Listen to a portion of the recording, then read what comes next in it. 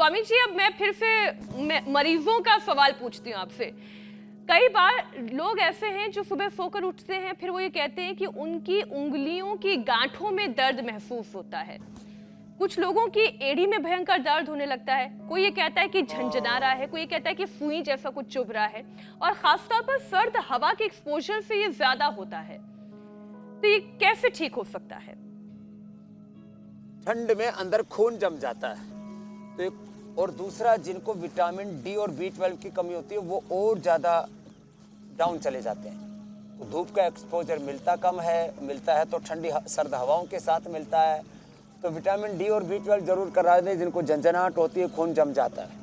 आज तो सबके लाठी रे मेरे भाई, और ये कुश्ती, ये तो इतनी मजबूत बेटियां हो गई हैं। अरे स्वामी जी, इस बच्चे की तो चोटी इतनी मजबूत लग रही है होने वाली है कि चोटी से दे मारेगी तो अगला धराशायी हो जाएगा।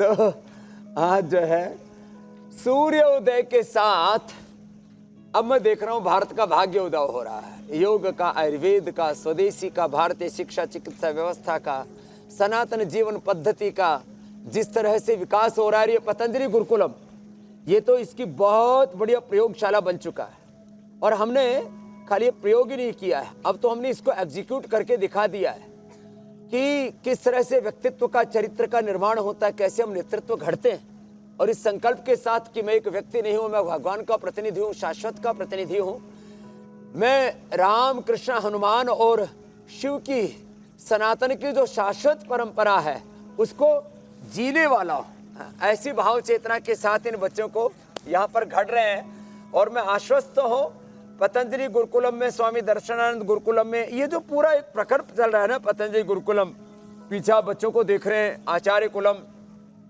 की बेटियों को, और ऊपर ये चाहे मलखंब हो चाहे लाठी हो, और ये राम राम राम राम राम, पीछे आप एक एक करके सब अद्भुत दर्शन हो रहा है देव संस्कृति का, ऋषि संस्कृति का, सा प्रथमा संस्कृति विश्ववारा। और एक और विषय, ये ऊपर जो है इतना कठिन आसन है, राम राम राम राम राम। हाँ स्वामी जी, ये कहते हैं कि जॉइंट पेन का असर कई बार दिल और दिमाग पर भी पड़ता है। वैसे देश में 10 करोड़ से ज्यादा लोग डायबिटिक हैं, 20 करोड़ लोगों का बीपी इम्बैलेंस है, और इसकी वजह से हार्ट अटैक के पेशेंट्स अपने आप बढ़ रहे हैं। तो योग का एक छोटा सेशन दिल दिमाग दोनों को हेल्दी रखने के लिए भी करवाएं। एक तो गोमुखासन करना है मीनाक्षी जी।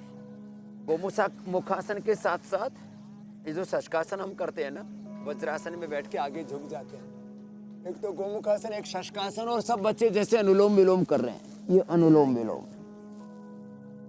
दिमाग के लिए तो खाली पेट, मेमोरी ग्रिड, और दिमाग के साथ नसनाड़ियां भी पूरे शरीर की कमजोर हो गई हैं, तो मेमोरी ग्रिड के साथ इम्यूनोग्रिड या इम्यूनोग्रिड गोल्ड, और खाने के बाद मेधावटी और अश्वगंधा, बस पूरा एकदम फर्स्ट क्लास।